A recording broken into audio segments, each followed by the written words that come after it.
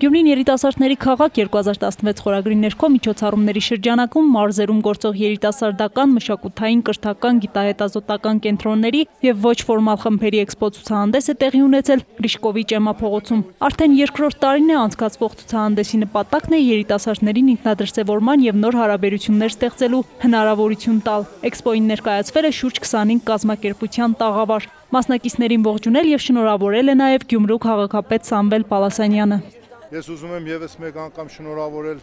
մեր երիտասարդներին, ցանկանալով նրանց կյանքում ամենակարևորը առողջություն, երջանկություն, իհարկե նաեւ իրենց նպատակների կատարում։ Շատ կարևորում եմ երիտասարդների հետ կապված այն, ասում եք, գործիքակազմը, որը ես փորձում եմ, որ նրանք ունենան։ Շենքեր, շինություններ, պալատներ, ինչպես հիմա մենք մի հատ շատ գեղեցիկ երիտասարդական պալատ ունեցանք քաղաքում, հիմա պիոներ պալատ կունենանք հաջորդ տարի, պարարվեստի դպրոց։ Նպատակը հիմնականում երիտասարդական էքսպո ցուցահանդեսի հնարավորություն ընձեռել կառույցներին մեկը մյուսի հետ ծանոթանալու եւ իրենց կողմից արդեն իրականացվող միջոցառումները հասանելի դարձնել երիտասարդներին։ Եվս մեկ անգամ երիտասարդների հիմնախնդիրները եւ երիտասարդների դերակատարումը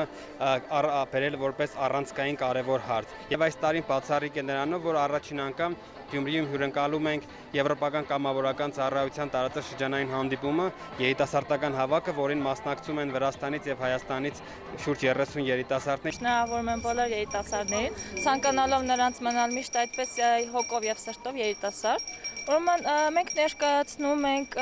Բիոսոֆիա բնապահպանական կազմակերպությունը, որը զբաղվում է բնության պահպանելով։ Այսօր մենք հատուկ Վանաձորից եկել ենք Գյումրի,